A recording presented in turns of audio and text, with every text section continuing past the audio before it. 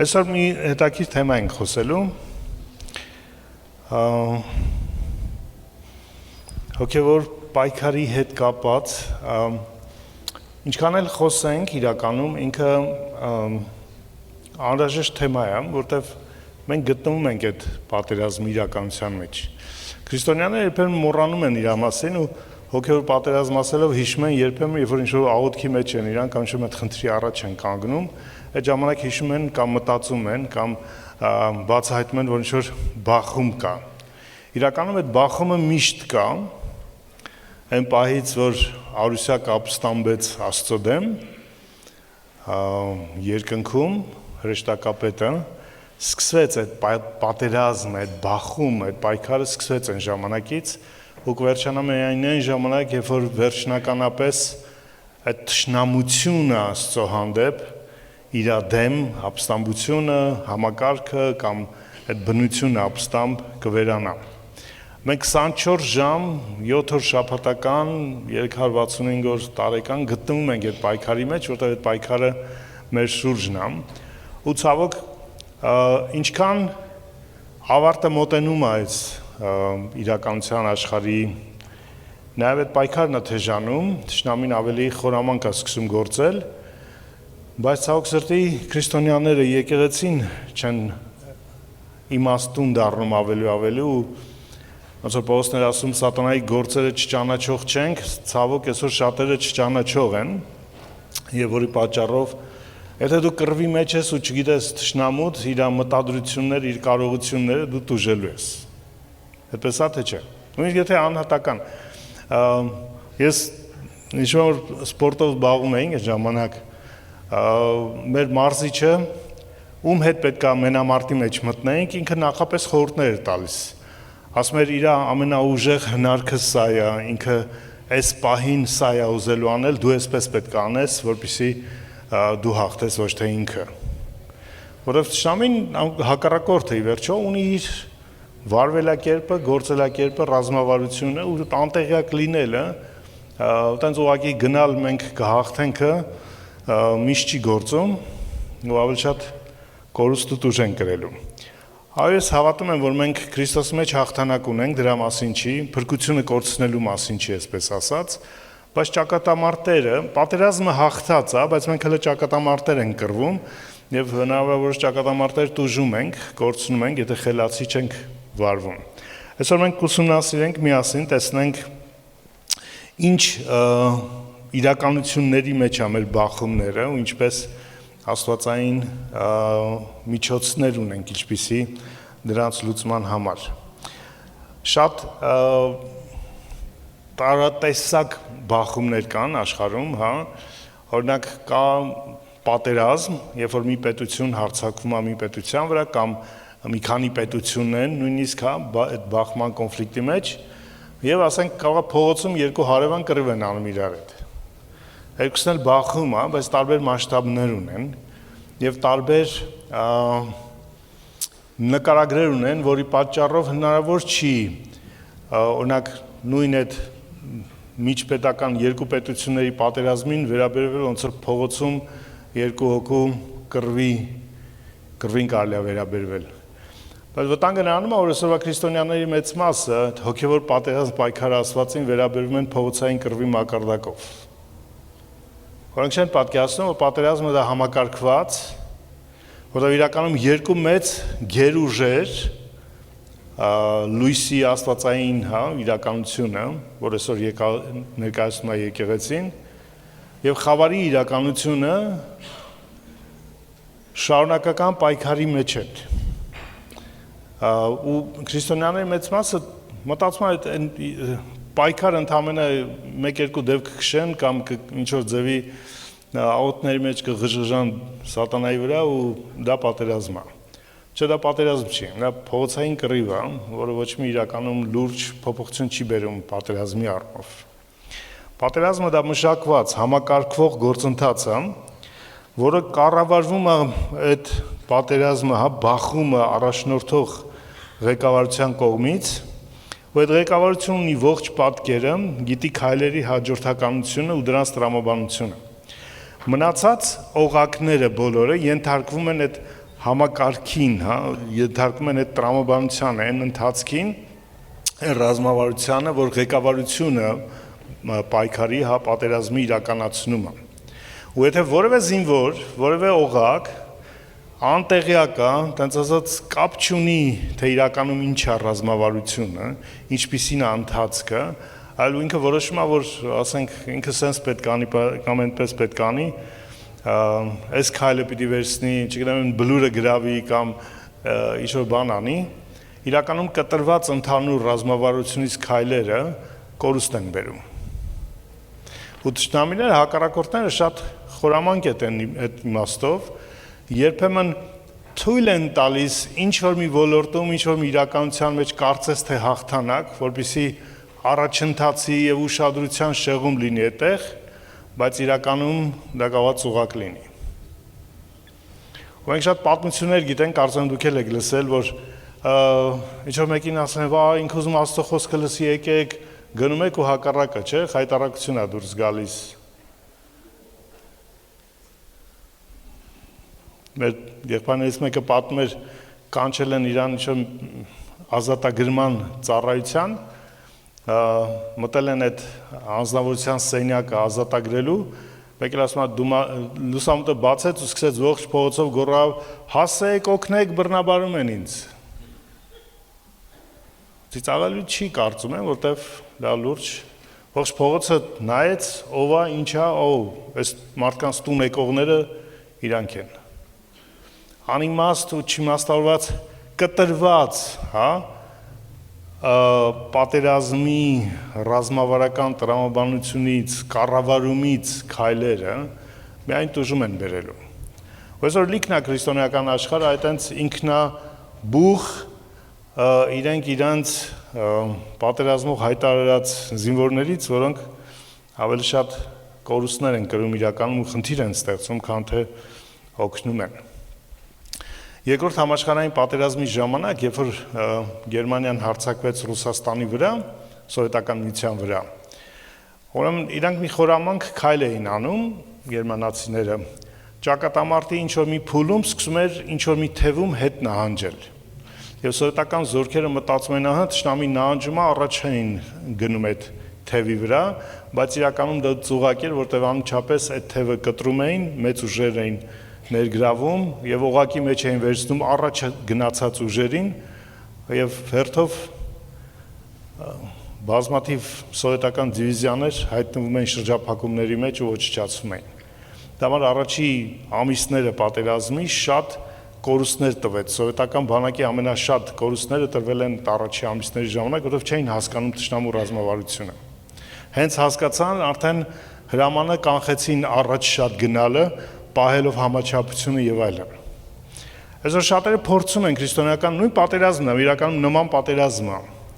Ու այդ պատերազմի հաղթելու համար, հաջողվելու համար Պողոսը երբ որ խոսում է Եփեսացիների թղթում պատերազմի մասին, եկեք հաջորդ մեր սլայդն է 6-րդ գլխում, որովհետև մեր պատերազմը մարմնի այրան կամ մարդկանց դեմ չէ, այլ կառավարումների, դրանք գործադիր ուժերն են, իշխանությունների, իրավական ուժ ունեցողներն են, եւ այս խավարի աշխարհակալների երկնայիններում եղող չար ոգիների դեմ է։ Պողոս խոսում է կոնկրետ պատերազմի մասին ու մեծ մասշտաբի պատերազմի փաստորեն։ Նկարագիրը ում հետ է պատերազմը, խոսում է ինչպիսի մասշտաբի մասին է խոսքը։ Ինք ուղղակի չի ասում մեր պատերազմը դևերի հետ է ու վերջ։ Որ մենք իմանանք դաս փողոցային ամբողջային կռիվ է, որտեղ կհայտնաբերենք դևին, կքշենք ու կպրծնենք։ Պողոս խոսում ավելի գլոբալ մեծ պատերազմի մասին, աշխարհակալ ուժերի մասին, իրավական իրավունք ունեցող իշխանությունների ուժերի մասին, գործող ուժերի մասին, ակ տարբեր են։ Ուժեր կան գործում են, ուժեր կան ապահովում են իրավունքը, ուժեր կան տիրապետում են ամբողջին։ Մենք գործ ունենք նկարագիրն է տալիս, ուզում ասեմ մենք գործ ունենք լուրջ պատրաստված բանակի իրականության հետ։ Դա ընդհանրապես մի հատ դև չի, երկու դև չի, ասեն գնացտեղ հանի դևին եւ վերջ։ Խնդիրը շատ ավելի մեծ է, ու մեզ պետք է հասկանալ իր մասշտաբը, որպեսզի մեր գործունեությունն էլ, հա, արդյունավետ լինի ու ապահով լինենք։ Դա մայտնու 6-րդ գլխի 10-ում ասում է, որպեսզի ամեն բան լրացնելուց հետո ձեր տեղում կանգնած լինեք, հաստատուն մնաք, ամբողջական լինեք։ Այս համարը խոսում է այդ պայքարի մասշտաբի մասին ու կարևոր է հասկանալու ինչ օղակներ, ինչ ոլորտներ, հա, ինչ միջոցներ ունի թշնամին, որի դեմ մենք կռվում ենք, այդպես ասած, կամ որի դեմ է մեր պայքարը։ Երբ որ Հիսուսը երկրի վրա էր եւ իր աշակերտներին պիտի ուղարկեր ավետարանելու, մինչև այդ ինքը անձամբ էր չանում ամեն ինչ, քարոզում էր ավետարանը, քշում էր դևերին, հանում էր դևերին կամ բժշկում էր եւ այլն, հետո գրված է, որ ուղարկեց երկու իր աշակերտներին այն տեղերը, որտեղ իրանից առաջ պիտի գնային։ Ուղղակի չասես, թե գնացեք, ով ռաստ կգա քշեք արխային հաղթանակը ձերնա ու վերջ։ Հա, ասեց, ձեզ իշխանություն եմ տալիս թշնամու դևերի եւ այլի վրա, բայց ասես նայեք, հեթանոսների ճանապարհով չգնաք, սամարացիների գյուղերը չմտնեք, որ գյուղ որ կմտնեք, գտեք այն արժանավոր տունը, ասեք խաղաղություն է ստանը, եթե կընդունեն մնացեք, չէ գնաց, ռազմավարություն տվեց։ Չվերցնեք սա ձեր հետ, չտանեք սա ձեր հետ, բարև չտակ ճան, շոր ռազմավարություն տվեց։ Ուղղակի չասեց գնացեք արխային, ես ձեր մեջքետում կանգնած եմ, ինչ ուզում եք արեք, մեկը հաղթել եք։ Ոչ, քայլեր տվեց, ու եթե այդ քայլերին չհետևեին, հաջողություն չէին ունեն, ու երբ որ իրանք վերադարձան, հաջողված վերադարձան, որտեղ հետևել էին ռազմավարությանը։ Դա ճիշտ պատերազմի էր ուղարկել Հիսուսը, ճիշտ պայքարի էր, ու ոնց որ մենք զինվորներին ենք ուղարկում կամ այդտենց գենշտաբը ռազմավարություն է մշակում, այդ ռազմավարությամբ գործում են, նոր է հաջողվում, այդ էլ հարցական է հաջողվի թե չէ։ Ու չհասկանալու այդ վերևում ինչ են տեսնում, Աստված ինչ է տեսնում, ողջ պատկերը, չէ՞, տեսեք այդ ֆիլմերում կարող է տեսած լինեք, մեծ քարտեզ է, չէ՞, մի քանի գեներալներ հավաքված են, խոսում են, որոշում են, հետո այդ հրամանները տալիս են իջնում այս դիվիզիայի ղեկավարին, այն մինչև հասնում են սովորական զինվորի, չէ՞, ու զինվորին ասում են առաջ գրավել են բարձունքը, այդ բարձունքի գրավելը եկել է դրանից շատ ավելի առաջ մեծ ինչ որ քննարկման որոշումների արդյունքում։ Բայց այսօրվա մեր ընթացքները ավելի շատ տենց, ես ուզում եմ բարձունքը գրավեմ, գնացի գրավելու։ Ու հետո էլ տեսնում ենք գլուխը ջարդված է, հավատքը կոտրված է, մարդը հիասթափված ու հուսահատված է։ Ոչ այդ օրը, բայց որ մի ժամանակ անց, որովհետև թշնամին միամիտ չի, լավ փորձ ունի, եւ մեզ կարևոր է հասկանալ իր գործելակերպը։ Ու Պողոսը դա է ուզում, նաև Եփեսացիների նամակի կարևոր պատգամներից մեկը այդ կոչն է, այդ ամբողջացումն է։ Հիշում եք, խոսում ենք, որ Եփեսացիների նամակի հետ գրվել է նաև Կողոսացիների նամակը, միևնույն ժամանակ են գրվել, ու Կողոսացիների նամակը գրված ավելի երիտասարդ, մանուկ եկեղեցու, որտեղ պայքարի մասին ոչինչ չկա ընդհանրապես։ Չէ, ուղղակի են որ պուպուշ, ամեն ինչ լավ է, դուք Հիսուսինն եք, ուղղակի հեռու մնացեք այս օրենքից, այս կանոնները մի պահեք, այս անիմաստ բաներից ձեզ մաքուր պահեք ու վերջ։ Ճիշտ ոնց որ մանուկներին ենք ասում մենք։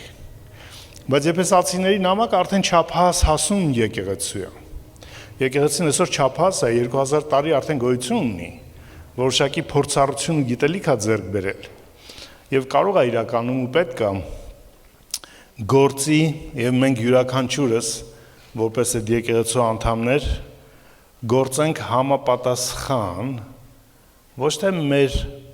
պարագայի, ինչպիսին մեզ տենց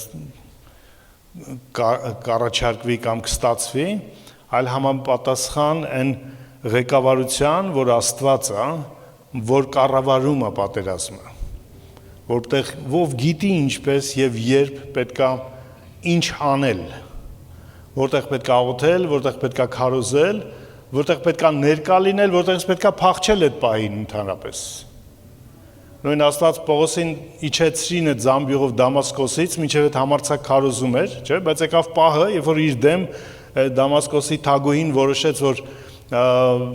Պողոսի կյանքը դադարեցնեն, պես ասած ձերբակալեն եւ այլն, փախավ Դամասկոսից այդ աղբի զամբյուղի միջոցով, դա էլ էր ռազմավարություն, դա էլ էր քայլ, տեղ կա տենց տղամարդիկ են ասում, տեղ կա փախնելը քաջությունն է։ Կռվից խուսափելն էլ քաջությունն է պահանջում։ Մանավանդ այս վերջին ընթացքում, քանի որ շատ մեծ շարժ կա ու Աստված կանչում է հիմնականում նաև լուրջ հոգևոր բախման աղոթքների մեջ, աղոթքի միջոցով կարևոր է որոշակի սկզբունքներ ճանաչելը, ու որպես եկեղեցու առաջնորդ դա իմ պարտականությունն ու պարտավորությունն է ճանաչել ու սովորեցնել, որպեսզի մենք թշնամուց կորուստ չունենանք։ Ինքը շատ խորամանկ է ու երբեմն կարող է ու անում է հիմնականում մեզ այդպես կենթանիներ կան, գիտեք, սուտմերուկ են, սատկած են ձևանում, որպեսզի ավելի մեծ գիշատիչ իրենց ձեռք չտա։ Ու երբ որ իրենց, ասենք, բնակ առյուծը փորձում է արձակվել այդ կենթանի վրա, ինձ նկատում է վտանգը, ինքը անմիջապես սատկած է իրան ձևացնում, բայց այնքան ռեալ է ձևացնում, ոչ միայն այդպես պարալիզացված պարկում է առանց շարժվելու, մոտենում է առյուծ իրան, հոտոտում է, կարող տեսած եք նույնիսկ դոկումենտալ ֆիլմերում։ Ինքը հատուկ այդ հոտած դուրս տալ, որ հոտած նեխած մարմինն է հանում, որ առյուծը համոզվի, որ լավ, սրա հետ էլ գործ չկա անելու, ու հեռանում է։ Բայց դա ռազմավարություն էր, խուսափելու։ Տպավորություն թողել ինչ-որ բանի, որին դու կհավատաս և հաղթելու, որ դու հաղթեցիր, որ դու ուժեղ ես, որ քո, չգիտեմ, խոսքով բան փոխվեց, հետո արդեն չես նկատի ինչպես քո սիրտդ կհպարտանա արդեն, որ ես աղոթեցի, հարցեր լուծվեց, ես այցելեցի այդ տունն ապաշխարեց, բայց դու արդեն ինչ ծուղակում ես։ Որևէ գնացել էիր, ոչ թե հոգին էր քեզ տարել ու ապահովում այն շնորհքը, որ թե հաջողությունը լինի, թե քո մեջ հաջողություն լինի, որ ամենամեծ հաջողությունը ձեռքբերումներից հետո Աստծո հետ խոնարհ մնալն է։ Պողոս ասում է, ես բոլորից շատ աշխատեցի, այն շնորհքը, որ իմ վրա էր, պարապ չեղավ, բայց ոչ թե ես, այլ այդ շնորհքը այդ գործեց։ Ու ես, որ սուրբերի փոքրագույնն եմ, այդ շնորհքը ինձ տրվեց։ Այդ ուղղակի համեստություն չի անում ինքը պահում է իր դիրքը, որպեսզի իր շատ գործած իրականության մեջ ծառայություններ արել, եկեղեցիներ հիմնել, հանկարծ ինքը չհպարտանա։ Ասում է, չլինի ես ուրիշներին քարոզելուց հետո ինքս խոտելի գտնվեմ, ինքս ձախողվեմ։ Ինչ օգուտ, Հիսուս ասում է, թե մարդը աշխարհը կշահի, բայց իր անձը կկորցնի։ Մենք վտանգավոր տեղում ենք, Աստծուն պետք չի քո հաղթանակը քո անձի հաշվին։ Իսկ թշնամին լավ գիտի, մի բան կա, որ քեզ ու Աստծուն կարող է բախման մեջ դնել եւ որ քեզ կհպարտացնի քո հաջողություններով։ Որ դու հաջողվեցիր, դու լավ քարոզեցիր, դու լավ վկայեցիր եւ այլն, դու ու դու այդ զգացումով ես ինչ լավն եմ իմ միջոցով, ես ավելի լավ է ձախողված լինել ու միշտ ասել Տեր, ես քո կարիք ունեմ,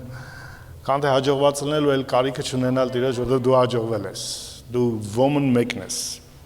Աստված քո կարիքը ունի։ Եվ որ դու հպարտ ես ու հաջողված, Աստված քո կարիքը ունի, բայց իրականում դու արդեն ձախողված ես։ Եկեղեցիներից մեկին Հիսուսի իր հայտնության նամակներում ասում է անունն ես, կենթանի ես եւ այն, բայց չգիտես որ մերկ ես ու թշվառ ես ու մեռած ես։ Ցավալի է որ գիտեք որ հպարտ մարդը չգիտի որ ինքը հպարտ է։ Երբ որ դու չես զգում Աստծո կարիքը, իր արդեն դու հպարտ ես։ Այդ ապստամբության հոգին, որը տեսնում ենք արդեն այդ պատերազմից եփեսացիները հետաքրքիր թուղթ է, կարդացեք իրան։ Ինքը մեր կարելի ասել մեր ռազմավարական բանն է, դոկտրինան է իրականում եկեղեցու։ Եթե գնանք առաջ, խնդրեմ հաջորդ սլայդը, որ Եփեսացիս 2-ը պետք է լինի։ Պողոսը նկարագրում է այդ բախման իրականությունը, կարծում եմ ընթերցելի է, եւ դուք որ հանցանքների եւ մեղքերի մեջ մեռած եք, ինքը ձեզ կենթանացրեց, որոնց մեջ մի ժամանակ քայլում էինք այս աշխարհի բռնած ճամփով, այս օդի իշխանության իշխանի ուզածի պես, Այն ոգին, որ հիմա ապստամբության որդիներին ներգործում է, որ որդիների մեջ, ոչ թե մեղքի որդիների մեջ, ոչ թե ընկած որդիների մեջ, ապստամբության որդիների մեջ։ Ինչ ապստամբությունը, մերժել իշխանությունը, չէ՞, մերժել ճանաչումը, գեր անձի ճանաչումը իշխանության, Աստծո մասն է այստեղ խոսքը։ Որդիների ներսում ներգործում, ի՞նչ է ներգործում այդ օդի իշխանության իշխանը, ապստամբություն է ներգործում։ Ամենամեծ իր հաջողումը քո մեջ ապստամբություն, եւ որ դու կարիք չունես Աստծուն։ Դու ոչ թե ընդհանրապես կարիք չունես։ Այստեղ է նաեւ այն գաղտնիքը, որ ոչ թե դու ասում ես Տեր, ես քո կարիքը չունեմ։ Չէ, ես հարցում չունեմ քո կարիքը։ Իմ առօրյայի կարգավորման հարցում կարիք չունեմ քո կարիքը։ Իմ աշխատանքի ընտրության կարգում կարիք չունեմ քո կարծիք, քո կարիքը չունեմ։ Իմ հարաբերությունների կարգավորման մեջ քո կարիքը չունեմ։ Որտեղ դու չունես իր կարիքը, դու ես որոշողը։ Հայր մերը, երբ որ Հիսուս օրացնում էր, ասում էր քո անունը սուրբ լինի, քո կամքը լինի ինչպես երկնքում է, նույնպես երկրի վրա, չէ՞։ Այդ առաջի կարևոր մեծ բանը իր կամքի հռչակումն է։ Եվ որ այսօր աղոթքները անում ենք, որ Տեր արա սենց, Տեր արա նենց, դա ինչի մասն է խոսքը։ Այդ ժամանակ մենք ենք թելադրում Աստծուն, չէ՞։ Դա ապստամբություն է իրականում։ Բայց մարդկանց թվում է իրանք լուրջ աղոթք արեցին, լուրջ հաղթանակ կունենան հեսա, լուրջ ձեռքբերում էր հետի, որտեղ իրանք հռչակեցին, ասեցին, ում առաջ ես ինչ հռչակում։ Աստծո առաջ։ Աստծո առաջ մի բան պետք է հռչակես, Տեր, ես քո ծառան եմ։ Տեր, ինչ ես զում անեմ քո համար։ Տեր, ո՞րն է քո կամքը։ Բեր քո կամքը երկրի վրա։ Բեր քո կամքը իմ ես կյանքի ես ոլորտում։ Եվ որ մենք թելադրում ենք իրան եւ ոչ թե թույլ ենք տալիս ինքը մեզ թելադրի, մենք ապստամբ ենք այդ ոլորտում։ Իսկ ապստամբությունը դա իր թշնամու հաց ու ջուրն է, այդպես ասած։ Իր ներկայությունն է։ Հետո զարմանում ենք, որ մեր կյանքում խաղաղություն չենք ունենում, ապահովության տիրոջ զգացումը չենք ունենում։ Պողոսը Գաղատացիներին ասում է շնորհք եւ խաղաղություն, ոնց որ խաղաղության կարիք կա։ Նաեւ այսօր ավելի շատ հավատքը քարոզվում, քան Աստծո հնազանդությունն է քարոզվում։ Հավատքը դա դու ես, չէ՞, դու հավատում ես իմ հավատքով ես, հավատքի հեղինակը արմատը դու ես, ասենց ես հավատում եմ։ Հավատքի մեջ քո անձը կա։ Ու ինքը վտանգավոր տեղ է ապստամբ լինելու համար, ու թշնամու լավ ծուղակի համար։ Երեք բան է Պողոսը նկարագրում այստեղ, եթե խնդրեմ հաջորդ սլայդը, որի հետ մենք գործ ունենք։ Այս հատվածում ինքը իրականում նկարագիրն է, մեր հոգևոր պայքարի բախման նկարագիրն է։ Տեսնում ենք այդ օդի իշխանության իշխանը, սատանան, այն ոգին, հա, անձի հետ խնդիր ունենք, անձ կա այս ամենի հետևում։ Տեսնում ենք աշխարհի համակարգը, այս աշխարհի բռնած ճամփով ասում է, աշխարհի համակարգի, հա, աշխարհի ձևը, աշխարհի արժեքները, աշխարհի նպատակները։ Աշխարհ բառում հունարում երկու բառ կար։ Կոսմոս, որը տիեզերական, տիեզերքն է, նյութական աշխարհը, եւ այոնը, որը պարունակությունն է, ինչ կա այդ աշխարհում։ Ինչ արժեքներով այդ աշխարհը ապրում, ձևավորվում։ Օրինակ, տունը, տուն բառը, էլի այդ նույն երկու իմաստ ունի։ Մեկ տունը, ինչ-որ կահավորանքը, չէ, հասցեն, պատերը, գույնը, չգիտեմ, տունը, բայց միևնույն ժամանակ մարդիկ, ովքեր ապրում են այդ տանը, այդ տարածքում, ինչ են լցրել այնտեղ։ Սեր կա, թե մրցակցություն կա, ատելություն կա, թե ինչ կա, չէ։ Եվ որ դուք մտնում եք ինչ-որ տարածք, դուք մեկ չեք հանդիպում ուղղակի պատերին, դուք հանդիպում եք այդ անձանց հոգին, այն մթնոլորտին, որ իրանք ստեղծում են։ Նույն ձևի ձեր աշխատանքի վայրը այդպիսին է։ Դուք գնում եք աշխատանքի, նոր ընդունել եք աշխատանքի ու ձեր պատկերացումը բանն է, այդ կահավորանքն է իրականում, մասնագիտական, բայց դուք գնում եք հոգու իրականություն։ Այնտեղի աշխատողները ինչ հոգի տեր են, մրցակցության մեջ են, իրար տակ փորելու մեջ են, թե աջակցելու մեջ են, սիրելու մեջ են։ Դուք չեք մտնում զուտ տարածք ինչ-որ, դուք մտնում եք հոգևոր տարածք, դուք մտնում եք իրականության մեջ, որը ազդելու է ձեր վրա։ Ձեզ չեն ազդում պատերի գույներ եւ այլն, ինչ-որ տեղ էսթետիկան կարող է ազդի, բայց ավելի շատ ազդում է, թե ինչ մթնոլորտ կա այնտեղ, ու այդ մթնոլորտը ստեղծել են անձիկ, անձը ստեղծում է մթնոլորտը։ Դրա համար ինքը այս աշխարհի իշխան կոչված է, սոթի իշխան, որտեղ ինքը ստեղծում է այդ մթնոլորտը, այդ իրականությունը, որի մեջ մենք գտնվում ենք, այս աշխարհը իր ստեղծած աշխարհն է։ Այն աշխարհը այոն է, այսինքն այն հոգեղենը, հա, հոգեբանականը եւ այլն։ Դա աստվածայինը չի, թշնամունն է։ Մենք ապրում ենք թշնամու ստեղծած աշխարհում։ Թող ոչ ոք չխաբվի, որևէ քաղաքական, տնտեսական եւ այլ իրականություն, դրանք այդ կահավորանքն է կարելի ասել։ Ինչպիսին է մարդկություն այս աշխարհը, ինչ արժեքներով է, ինչ ձգտումներ ունի, դա է որոշում իրականում ինչ աշխարհ է այս աշխարհը։ Այս աշխարհը ավելի ու ավելի է դառնում բարոյական քաոսի, հիմնային, արժևորած, արժեքային, կարելի ասել, ինստիտուտների, ինչպիսին ընտանիքն է, հա, ընկերությունն է, սերն է, դրանց աղավաղումն ու ապականացումը, այս է այդ աշխարհը։ Ու թող ոչինչ մեզ չխապ, թշնամին մեզ չխապի, որ աշխարհը լավն է իրականում, կարելի է լավ բան գտնել այս աշխարհում։ Այս աշխարհում լավ բան միայն Աստված է, որին կարելի է գտնել։ Ու շատ վտանգավոր է մտնել այդ աշխարհ, գնալ այդ աշխարհ առանց Աստծո առաջնորդության, որովհետև դա պատերազմի դաշտն է հենց այդ աշխարհը։ Շատերը գրել են պատերազմի դաշտը մեր միտքն է։ Այդ աշխարհն է նաև։ Դու մտնում ես մի հատ աշխարհ, որը իրենն է, ու ինքը համակարգ է սարքել, այդպես ասած, քո համար։ Բոլորի համար։ Ու երբ որ Հիսուսին փորձում էր, Սատանան ցույց տվեց, չէ՞, լեռան վրա ցույց տվեց ողջ թագավորությունները աշխարհի, ասեց իմն է։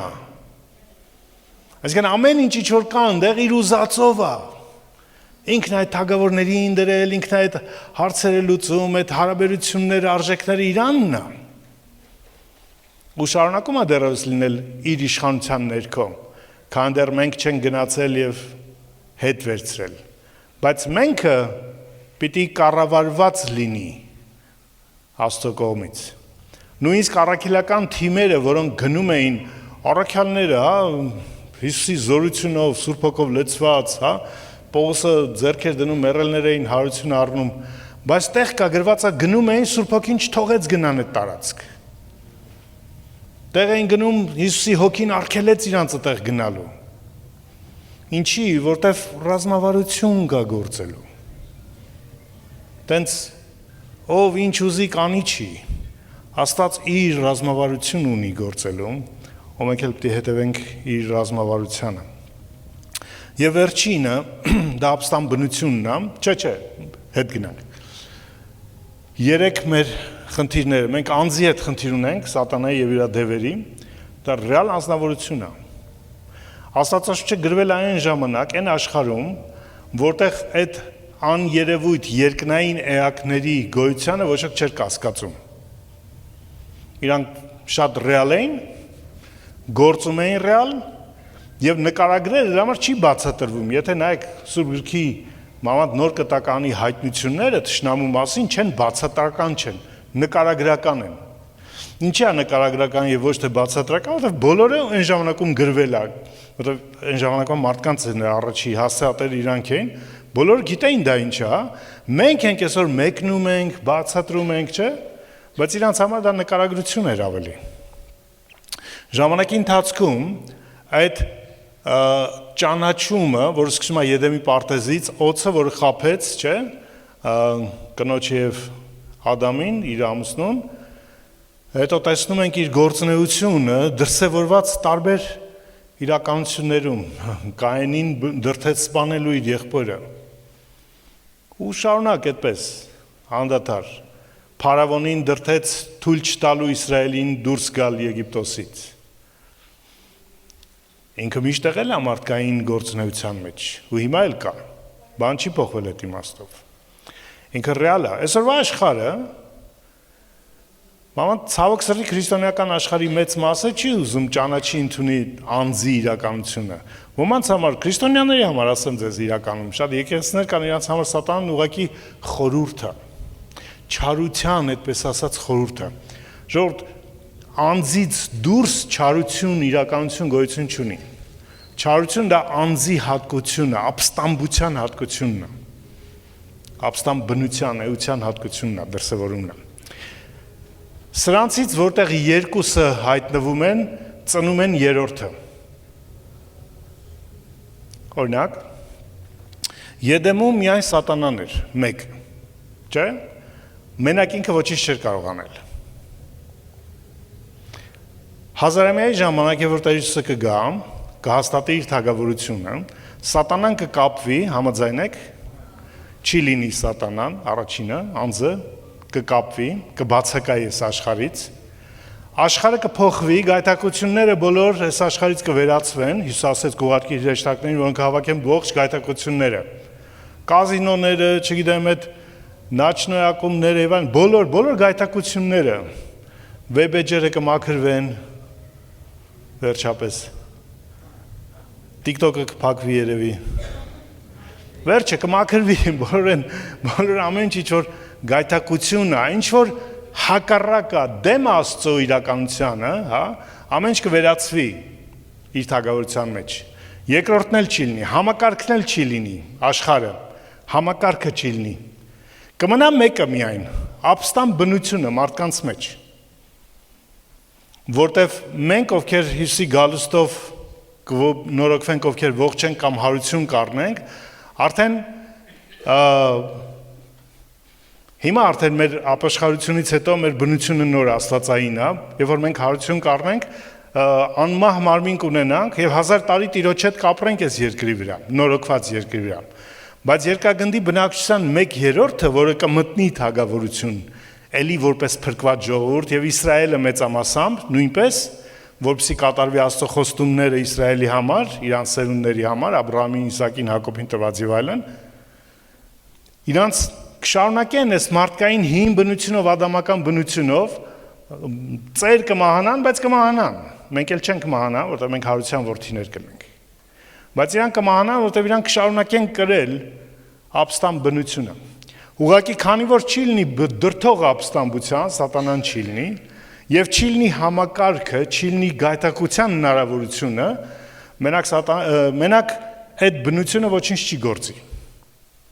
Ճիշտ ինչպես զուգահեռ ասում է Եդեմում, սատանան էր մենակ, ու եթե չկա գայթակղության համակարգը, եթե չլներ բարի ու չարի զանազանության ծառը, մենակ սատանան ոչինչ չի կարող անել։ Չկար մեղքի բնությունը մարդու մեջ, չէ՞, նոր Աստծո պատկերով ստեղծված Աստծո բնություն ուներ, չկա գայթակղության համակարգ, մենակ օծը էլի ոչինչ չէր կարող անել։ Ինչ աներ, որ ինչ լինի։ Բայց հենց երկրորդ հավելանում է, ծնվում է երրորդը, ու ողջ իրականությունը վերականգնվում է։ Նայեք ինչ եղավ Եդեմում։ Դրվեց բարի ու չարի զանազանության ծառը, կա օծը, ով դրթեց, եւ կա գայթակղության հնարավորությունը, համակարգը, ինչ եղավ, Ադամը մեղանչեց, ինչը առաջացավ, ապստամբ բնությունը մարդու մեջ։ Թագավորության մեջ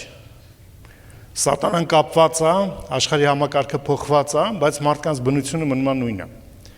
Ոչինչ չի փոխվում։ Հազարամյայի վերջում գրված է սատանան բաց կթողնվի նորից։ Ու ինչ կանի, կսկսի մոլորեցնել, քանի որ կա ապստամբ բնությունը եւ սատանան ավելանում է, երկուսը ծնում են երեքը։ Ապստամբելու են եկեղեցու Աստծո դեմ, հազարամյայի վերջում։ Ու գրված է եկեղեցին կհավաքվի Սուրբ քաղաքի մեջ եւ ողջ ապստամբ այդ մարդկությունը կշրջապատի այդ քաղաքը։ Նոր համակարգ կծնվի, ապստամբության համակարգը։ Որտեղ այս երկուսը կա, երրորդը ծնվելու է։ Որտեղ մեկն է չի լինելու։ Հազարամյան կլինի մեկինը, մարդկային բնությանը, բայց մեր կյանքում, նայեք ինչ Աստված տվել։ Եթե աշխարհի մեջ, ապստամբության որդիների մեջ գործում է այդ օդի իշխանը, ներգործում է ինքը, մենք ում որդիներն ենք, Աստծո, չէ՞, մեր մեջ ինչ է գործում, ով է գործում, մեր մեջ գործում է Սուրբ Հոգին, իրականում սատանան արել է այն, ինչը տեսել է Աստծո մոտ, սա Աստծո ձեռագիրն է իրականում, սա Աստծո համակարգն է, Աստծո իրականությունն է, մեր մեջ գործում է Սուրբ Հոգին, եւ Հիսացիների թուղթը շատ հրաշալի խոսում է դրա մասին։ Դա ման ասում, ինքը մեր ռազմավարական ձեռնարկն է կարելի ասել։ Մենք կնքվել ենք Սուրբ Հոգով բրկության օրվա համար, այդ հոգով մոտենում ենք հոր այդ հոգով տաճար ենք դառնում, չէ՞, հոգով։ Հոգին առաջնորդում ամեն ճշմարտության եւ այլն։ Մեր մեջ գործում է Սուրբ Հոգին։ Աշխարհում չարի գործին, չեզոք մարդ չկա։ Ժողովուրդ քո ընկերները, ծանոթները, բարեկամները, հարազատները, եթե փրկված չեն, եթե ազատագրված չեն ապստամբ բնությունից, սատանան գործելու է իրանց մեջ։ Ուզեք թե չուզեք, գործելու է, դա իր դաշտն է, իր իրավունքն է։ Որովհետև որ կա համակարգը իր եւ իր ներկայությունը, իր ներգործությունը լինելու է դեպի ապստամբություն։ Դա որ զարմանում եք, մենք մենք որ լավ էր մարդը իմ հետ, լավ էր հենքը ինչի թարսվեց, չէ՞ մեկ էլ անկախ քեզ սկսել է վատ լինել։ Ինքը մեղավոր չի իրականում, դա համար Պողոս ասում է մեր պատերազմը այդ մարմնի այրան դեմ չի։ Մենք ավելի մեծ գլոբալ խնդրի հետ ենք առնչվում։ Մեր մեջ գործում է Սուրբ Հոգին, աշխարհում գործում է այդ Հոգին։ Մեր մեջ Աստծո բնությունն է, Քրիստոսի բնությունն է, ապստամբության բնությունը չի։ Հայր քո կամքը թող լինի այդ բնությունն է։ Դավար մեր հաղթությունը նրանում է, որ թույլ տանք Սուրբ Հոգին գործի մեր մեջ շարունակաբար եւ մենք մեզ տանենք այդ Քրիստոսի հնազանդության, Քրիստոսի հոգու դրսևորմանը, նմանվենք իրան։ Հաղթությունը ուղղակի ինչ որ թղթից այդ շաշկաները պտտելը չի օդի մեջ, Հիսյանով էս եմ հրճակում, բան չի փոխում դա, Ժորժ ջան, այդ աղմուկ է, թշնամին թույլ է տալիս քրիստոնյաներ ուրախանան այդպես բաներով։ Քո հաղթությունն է, որ հոգին գործի քո կյանքում, բաց լնես այդ հոգու համար, թույլ տաս այդ հոգին գործի, որտեվ քո գնացած տեղը, ոտքը դրեցիր քոնն է լինելու, բայց դու լինես, որ մեր Երիկն էր լավ ասում, հարցը այն չի, թե ինչքան դու հոգին ունես, ինչքան պարգևներ ունես, հարցն է քեզ հոգին ինչքանով ունի, ինչքան ես դու իրենը, ինչքանով ինքը քեզ առաջնորդում, լեցնում, վստահ է քո վրա, ինչքան ես դու ճանաչում իրան։ Մենք ունենք Քրիստոսի բնությունը, փառք իրան։ Ու մեզ ուրիշ համակարգի մեջ է դրել Աստված։ Մեզ հարություն է տվել եւ Եփեսացիս առաջի գլխի համեմատ մեզ նստեցրել է երկնավորների մեջ Քրիստոսում։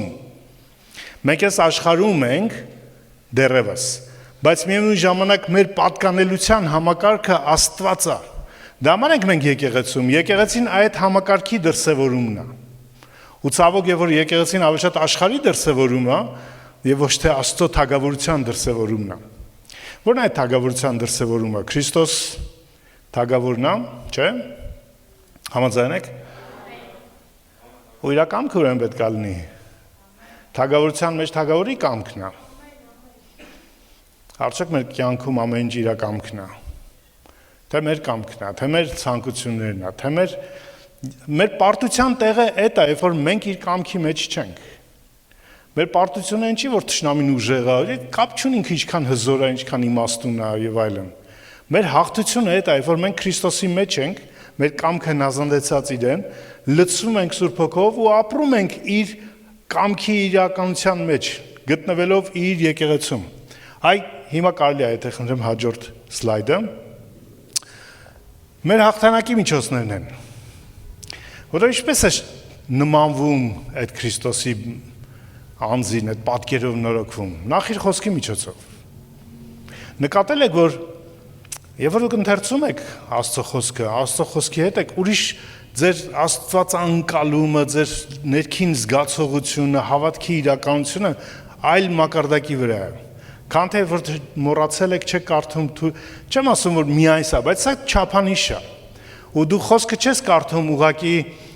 անգիր իմանալու համար Եհովայի վկաների պես։ Դու կարդում ես Հիսուսին ճանաչես։ Ու որ դու ասում ես Տեր, ուզում եմ քո խոսքի մեջ քեզ տեսնեմ, քեզ ճանաչեմ, քեզ նմանվեմ։ Սուրբ Օքին նոր գործում է այդ խոսքի միջոցով քեզ Քրիստոսի նման դարձնել, որովհետև ես խոսքը չեմ ընթերցում անգիր իմանամ Աստվածաշունչը, ոչ էլ որ լավ քարոզներ պատրաստեմ։ Ես ընթերցում եմ որ Տիրոջը տեսնեմ այնտեղ։ Երբ որ տեսնում եմ, ես կարամ նմանվեմ, որովհետև ես չեմ տեսնում ինչին նմանվեմ։ Որ դու տեսնում ես, նորոգում է քեզ հոգի, որովհետև դու ցանկանում ես, դու ուզում ես այնտեղ նմանվես իրան, դառնաս իրան նման։ Խոսքը կարևոր է։ Առաջի դարի եկեղեցին այդ նույն պայքարի մեջ էր, չէ՞։ Չեք տեսնի աղոթքներ աներ սատանային կապելու, քշելու Հրեաստանից եւ այլի մասին։ Բացարձակ։ Ինչ էին անում, գրված է խոսքը տարածում էր։ Խոսքն էին տարածում։ Խոսքը հասավ Անտիոք, ու Անտիոքում ի տարբերություն մյուս տեղերի սկսեցին խոսքը վկայել հեթանոսներին էլ արթնությունը սկսվեց։ Չի գրած դևերին կապեցին, չգիտեմ ինչ-որ արարողություններ արեցին, խոսքը զորություն ունի։ Աստծո խոսքի ճանաչումը, ապրելը եւ վկայելը պատերազմի միջոց է։ Մենք կարող ենք ինչ ասես վկայենք բացի իր խոսքից։ Որն է այդ խոսքը։ Այսօր 5 տականյան սաղմոսներ չի ուղակի կամ իմաստության խոսքեր, թե դրանք լավ բաներ են։ Հիսուսի խոսքը։ Կողոսացիներին Պողոս առաքյալը ասում է Քրիստոսի խոսքը ձեր մեջ առատել լինի։ Ոչ թե ուղակի Աստծո խոսքը։ Որ այսօր լիքը քարոզչություն կա ու հասանելի է իհարկե ինտերնետի միջոցով, Աստծո խոսքը կարծես, բայց Քրիստոսի խոսքը չի։ Այն խոսքը այն քարոզչությունը, որի կենտրոնը Հիսուսը չի ու քեզ չի բացում Հիսուսին, քեզ ավելի չի մոտեցնում Հիսուսին, ավելի չի սիրել տալիս Հիսուսին, դրեք են կողմ։ Մի նայեք հեղինակությանով ա քարոզում դա, կոնֆերանսի մեծությանը, ոչինչի մի նայեք։ Խոսքի մեջ քեզ Հիսուսին հայտնում են, դա Քրիստոսի խոսքն է։ Քեզ մոտեցնում ավելի Քրիստոսին, նմանեցնում ավելի Քրիստոսին, ճանաչեցնում ավելի Քրիստոսին, սիրել է տալիս ավելի Քրիստոսին, Քրիստոսի խոսքն է։ Եթե չէ, լիքն է քարոզչություն այսօր, միշտ էլ եղել է լիքը։ Այդ Գործք առաքելություն կարդում ենք, ասում եմ, Մովսեսը ամեն քաղաքներում էլ իրեն քարոզողներ ունի, հիմա էլ ունի, ամենտեղ, ամեն եկեղեցում Մովսես են քարոզում։ Դուք պիտի, Աստծո խոսքը այսպես ասում, մենք պիտի, դուք պիտի, ոչ թե Քրիստոս ով է եւ իր գործը մեր մեջ։ Խոսքը կարևոր է, սիրեք խոսքը, ու խոսքի մեջ Քրիստոսին, փնտրեք իրան։ 5 տական իր մասին է, Հիսուսը հարությունից հետո ասեց, այն ինչ որ ինձ մասին գրված է գրվածքներում, դա է կարևոր։ 5 տականը միայն մի իմաստ ունի իմ համար։ Ինչ է ինքը ասում Հիսուսի մասին, ով է Հիսուսը այնտեղ, ինչպես է ինքը հայտնում Հիսուսին։ Նորուղտը բնական ավելի բացահայտ է։ Աստծո հոգին է մեր զորությունը, մեր հաղթանակի միջոցը։ Դա համար նույն Եփեսացի 6-ում Պողոս ասում է աղոթեք հոգիով, սրան հետևեք կատարյալ հարատևությամբ։ Հոգիով որ աղոթում ես լեզուներով, դու էլ անկապ աղոթներ չես անի։ Այնքան անկապ աղոթներ արվում հայերեն, մարդկանց իրանց մտի։ Հասկանում եմ, մարդիկ ուզում են ինչ-որ բան փոխած լինեն։ Ուզում են ինչ-որ իրանց հրճակումով, այս անվի, այն արվի։ Հանգստացի։ Աղոթի լեզուներով, աղոթի հոգով։ Թող գեներալնի շտաբը որոշի ինչ պետք է արվի։ Թույլ տուր ընդեղից գան հրամանները եւ գործեն։ Դու մի հրամայի, դու չես որոշում։ Դու կանչում ես, դու կապ ես ստեղծում, որոնցից հրամանը ճիշտ գա հասնի։ Լեզուների աղոթքը իրականում ստեղծում է Աստծո կամքի շարժը երկրի վրա։ Ու մի հատ զենք է Աստված մեզ տվել իրականում։ Այնքան կարևոր է Պողոս ասում է հսկեք սրան կատարյալ հարատևությամբ, այն կատարյալ հարատևությամբ հսկել, չթուլանալ, չթողնել, որտեվ երբեմն մենք ուզում ենք տպավորություն թողնելու համար սիրուն հայերենով աղոթենք կամ չգիտեմ ինչ անենք, կամ մտածում ենք դե անհասկանալի է, ես չեմ հասկանում ինչ եմ աղոթում։ Կարևորը հասկացողը հասկանում է ինչ աղոթվում, ու դա ամենաճիշտ աղոթքն է, ամենակարևոր աղոթքն է։ Եվ որովհետև դու լեզուներով աղոթում ես, դու լցվում ես։ Պողոս ասում է լեզուներով աղոթող իր անձն է շինում, կառուցում։ Մենք բանակ ենք, որ մենք լեզուներով աղոթում ենք։ Իհարկե մենք իրակնորյային չենք անում դա, որտեղ մենք հյուրեր ենք ունենում, Հա, խուլ համրերը չեն լսում իհարկե, բայց դե ամեն դեպքում ուրիշները լսում են։ Մենք դա անում ենք ավելի մեր անձնական, անհատական, խմբային, տենց աստծո տարածքից հեռու, որտեղ դա նաև կարող է գայթակղություն լինի, եթե ճիշտ չօգտագործվի։ Բայց քո անձնական աուտների մեջ գնա լեզներով կռիվարը։ Աստծո մարմինը, այդ մարմին ասվածը թե եկեղեցին, հա, քո համայնքը, կամ առողջ համայնքը, որտեղ դու առողջ կլնես,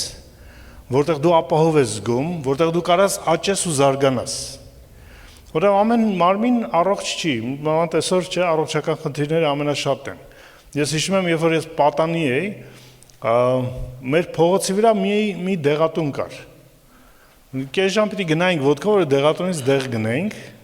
ու ամիսը մի անգամ հազիվ պետք էր լինում դեղը, թե չէ։ Այսօր ամեն քայլափոխին է դեղատները, ու մարդկա ամեն օր է գնում է դեղատուն։ Ինչ որ մի բան այնպես չի։ Համակարգը սարքվել, որ դա մեծ բիզնես է։ Ձեզ մի կողմից հիվանդացնում են, մյուս կողմից դեղ են ծախում ձեր վրա։ Ճիշտ է, համակարգչի հակավիրուսային ծրագրերը արտադրում են նրանք, ովքեր վիրուսներն են արտադրում նախ։ Առողջ մարմինը կարևոր է, առողջ համայնքը։ Համայնք, որտեղ Քրիստոսի վրա է կենտրոնացումը, որտեղ այդ Քրիստոսի խոսքն է առատ, որտեղ դու Քրիստոսին ես ճանաչում ու նմանվում, որտեղ դու աճում ես Քրիստոսի մեջ։ Որտեղ երբ որ Քրիստոսի վրա է կենտրոնացում, այդտեղ անառողջ հարաբերություն չի լինի։ Որտեղ ինչ է Քրիստոս։ Սեր, հնազանդություն, չէ, ծառայել, աջակցել, բարձրացվել։ Դու չես կարող Քրիստոսի նման լինել, հպարտ լինել, նախանձ լինել, հակառակող լինել։ Մովսեսի նման լինես կլնես։ 5 տակարանը լիքն է։ Իդեպ այդ 5 տականի համար Պողոս առաքյալը Գաղատացիներին նամակում 4 գլխում ասում է, որ երբ որ տղան մանուկը կամ ժառանգը մանուկը գտնվում է դայակների հսկողության ներքո։ Այն ժամանակ դայակները դրանք ստրուկներ էին, վստահելի ստրուկներ էին, որոնք հոգ էին տանում տան տիրոջ, իրանց տիրոջ երեխայի համար, մինչև երեխան մեծանում էր։ Բայց նրանք ստրուկներ են, օրինակ Արիստոտելը ստրուկ էր, որ նաև մակեդոնացու ուսուցիչն էր։ Շատ ստրուկներ մեծ պատիվ ունեին, բայց մեկաստրուկ էին մնում։ Ու Պողոս այդպես ասում, որ ժառանգը ստրուկների ներքո է, դայակների, մինչև երբ որ ինքը չափահաս է դառնում։ Մենք էլ ասում այդպես էինք, երբ որ մենք դեռ մանուկ էինք աշխարհի զարգացման իրականության Աստծո ծրագրի իմաստով, գտնվում էինք այս աշխարհի սկզբունքային էլեմենտար իրականությունների ծառայության ներքո։ Ու նկատի ունի թե հին ուխտը, դրա համար ասում Աստված ուղարկեց իր որդուն, որ մտավ օրենքի տակ, որպեսզի կնոջից եղավ մտավ օրենքի տակ, որ ազատի օրենքի տակ եղողներն, դա հրեաներն են։ Հետո ասում է, բայց դուք այն ժամանակ չգիտեիք Աստծուն, դա հեթանոսներին ասում։ Որտեղ Գաղատիայի եկեղեցիներում թե հրեաներ կային, թե հեթանոսներ կային։ Բայց դուք ասում եք, որ չեք ճանաչում այն ժամանակ Աստծուն, հիմա ճանաչում եք մանավանդ Աստծո կողմից եք ճանաչեցվել։ Դա հրեաները չեն, դա հեթանոսներն են, բայց երկուսն էլ փաստորեն գտնվում են այս աշխարհի սկզբունքների ներքո, ծառայության ներքո։ Ու երբ որ օրենքը մտածենք, օրենքը միթե տարբեր էր։ Ինչ էր ասում օրենքը, աչքի տեղ աչք, ատամի տեղ ատամ։ Աշխարհի սկզբունքն էլ է այդպես։ Նամար Հիսուսը երբ որ լեռան քարոզում սովորեցնում էր, ասում էր լսել եք ասվել այսպես, բայց ես ձեզ ասում եմ։ Լսել եք ասել մի սպանի, աշխարհում էլ չեն սիրում սպանությունը, նես չի որ ամենտեղ աշխարհում սպանություն կա։ Բայց եթե մեկը եղբորը հիմար ասում, դատաստանի արժանի։ Սա լրիվ այլ չափողականություն է, սա աշխարհի սկզբունքների չափողականությունը չի։ Ու մենք գտնվում ենք այդ էլեմենտների ներքո, ասում եմ, հիմա որպես արդեն ժառանգ, Աստված ազատել է մեզ դրանից։ Իդեպ 1:4-ում նույն Գաղատացիների ասում որ իր անձը տվեց մեր մեղքերի համար Հիսուսը, որպեսզի մեզ ազատի, գիտեք ինչա գրված, այս ներկա չար աշխարհից, ոչ սատանայից, ոչ դևերից, այս չար աշխարհից, այդ այոնից, այդ համակարգից, այն ինչը աշխարհը կրում է իր արժեքները, իրականում Հիսուսը քեզ դրանից է ազատում իր մահով նաև։ Որովհետև այս աշխարհը գնացից ջարդելու է քեզ, տրորելու է քեզ, ոչնչացնելու է քո ինքնությունը։ Միայն Հիսուսի մեջ, Աստծո մեջ ես փրկվածն է գտնում իր ինքնությունը Աստծո մեջ։ Դա համար զգուշ եղի աշխարհում, ով կլինես, ինչ հաջողության կհասնես, ինչ ձեռքբերման միշտ հիշի, որ դու այնտեղ միսիոներ ես, դու այնտեղ առաքյալ ես, դու այնտեղ տեր չես։ Դու եկել ես քանդելու, փոխելու այդ աշխարհը, որովհետև այդ աշխարհը ապստամբության աշխարհ է։ Քո բնակավայրը այդ մարմինն է իր, թե իր եկեղեցին է որպես մարմին, թե այն ֆիզիկական մարմինը, որ Հիսուսը տվեց խաչի վրա թափելով իր այրունը։ Ու մեր փրկությունը, կարելի ասել մեր ուժը, այդ Հիսուսի մարմնով եկած, որպես երկրորդ Ադամ, որպես մարդ, այրուն թափած վստահություն է այդ այրունի վրա, որ մեր բոլոր մեղքերը ներված են, որ մենք ընդհանրապես ներված ենք, մենք ընդունված ենք Աստծո կողմից։ Դա ուղղակի, չգիտեմ, Մարգարետ չեկավ մի բան ասեց, կասկածենք։ Աստծո որդին անձամբ եկավ, մահացավ, տեսանելի, շոշափելի, ու դա պատմական փաստ է մեր համար նույնպես, ինչպես այն ժամանակ իրենների համար։ Ուզում ես հաղթական կյանք խոսքով ապրիր, վկայի խոսքը, սիրի խոսքը, ճանաչի Քրիստոսի խոսքը, լցվի հոգով, թող հոգին քեզ առաջնորդի։ Եթե լցված չես, լեզուներ չես աղոթում, խնդրի Տերը լցնի քեզ իր Սուրբ Հոգով։ Ստացի այդ կարևոր զենքը, միջոցը, աղոթքաժողովներին մասնակցի, անհատապես, խմբակային, փնտրիր իր կամքը, թող անկափրչակումները, այդ աղմուկները, թղթից, չգիտեմ, թրերը օդի մեջ պտտելու զորն ոչ մի բան չեն փոխում։ Իրոք չեն փոխում, նրանք աղմուկ են, թշնամին քեզ թույլ է տալիս, ուրախ է դրա համար, որովհետև դա իրան ոչինչ չի անում։ Բայց դու սկսում ես աղոթել, որ քո կամքը լինի, Տեր, սկսում ես լեզուներով աղոթել, որ ինքը չի հասկանում, բայց մի բան հասկանում է, որ սկսում է իր թագավորությունը քանդվել, մեկը հայտնվել է, որ սկսում է քանդել։ Աստծո մեծ ծառաներից մեկը կարծեմ Սպերջենն էր։ Ասում են, նենց կյանք ապրիր աղոթքի ու վկայության, որ երբ որ դու մահանաս, դժրքում ուրախության տոն լինի, որ ես մեկը գնաց, գլխացավան գնաց մեզանից։ Մենք հաղթություն ունենք արդեն Աստծո մեջ։ Դա համար Պողոս ասում է, ամեն ինչը լրացնելուց հետո տեղում կանգնել։ Ընդհանուր գլոբալ հաղթանակը տոնվել է։ Քո ճակատամարտը կհաղթես, թե չէ, մեկը Տիրոջինն ես, փրկված ես, դրա մասին չի խոսքը։ Խոսքը հաղթող ապրելն է, լիարժեք լինելն է, ու քո կյանքի ազդեցությունը, թագավորության ազդեցությունը դարձնելն է։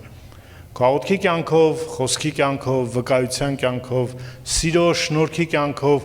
մարմնի հետ, մարմնի մեջ աճելով, զարգանալով, որովհետև երկրի վրա այդ տեսանելի համակարգին մարտահրավեր է եկեղեցին։ Դա որ նկատել եք բոլոր հեղափոխություններից հետո առաջինը որ կպնում են եկեղեցուն են կպնում։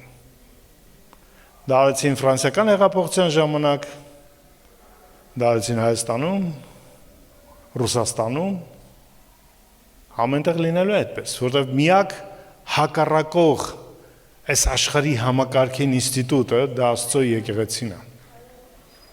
Ու դու այդ եկեղեցու մասն ես, մարմնի մասն ես։ Ուզում կանգնենք հիմա Տիրոջ առաջ։ Ես թողում եմ այս մտքերով։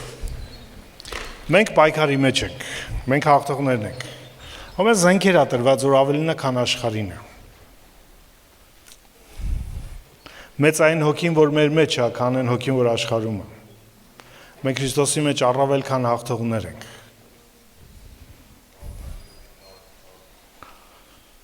Հիսուսը գալու է հաղթական եկեղեցու հետևից։ Այո, հալածվող, այո, նեղված, բայց հաղթող։ Եկեղեցի, որ ապրում է Աստծո խոսքով կամ Քրիստոսի խոսքով, լիքն է այդ խոսքով, վկայում է այդ խոսքը։ Եկեղեցի, որ լիքն է հոգով, ապրում է այդ հոգով, առաջնորդվում է այդ հոգով, լցվում է այդ հոգով, աղոթում է այդ հոգով, եւ եկեղեցի, որ որպես մարմին արտահայտում Աստծո թագավորությունը, Աստծո կամքը, որտեղ Աստծո ապահովությունն, Աստծո ներկայությունն է, որտեղ ամեն մեկը իր նոր ինքնությունն է գտնում Աստծո մեջ, այդ Աստծո նոր ընտանիքի մեջ, որտեղ կարող աճի ու զարգանա բոլորի հետ նմանվելով իր Տիրոջը, սպասելով իր գալստյանը, մինչև ինքը կգա։ Ինչը հավատում եմ, բան չի մնացել իրականում շուտով։ Դա որ պատերազմն էլ է թեժացել, դա որ մեզ էլ պետք է հասկանալ, մենք որտեղ ենք գտնվում։ Մենք համայնք ենք, բայց Աստծո ծրագրի մեջ մենք մեր տեղ ունենք։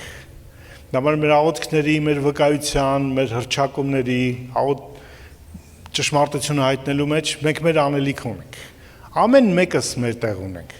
Ամեն մեկիս Աստված տարել է տարբեր աշխատանքային վայրեր, տարբեր բնակավայրեր, տարբեր հասարակության շերտերի մեջ։ Իզուր չէր մեր Կարեն եղբորը ասում է, ընթերը քեզ տանում անտեղ, հոգեբուժարանում իրան վկա լինելու, իր թագավորությունը տարածելու, խոսելու, աղոթելու, հայտնելու իրան։ Ամեն մեկս անելիք ունենք։ Ամեն մեկս տեղ ունենք։ Ամեն մեկս մեր հաղթանակի տոնելու, մեր հաղթանակները տոնելու առիթներ ունենք։ Եք խնդրենք ինքը առաջնորդի մեզ։ Ես չունեմ ձեր պատասխանները, Աստված ունի։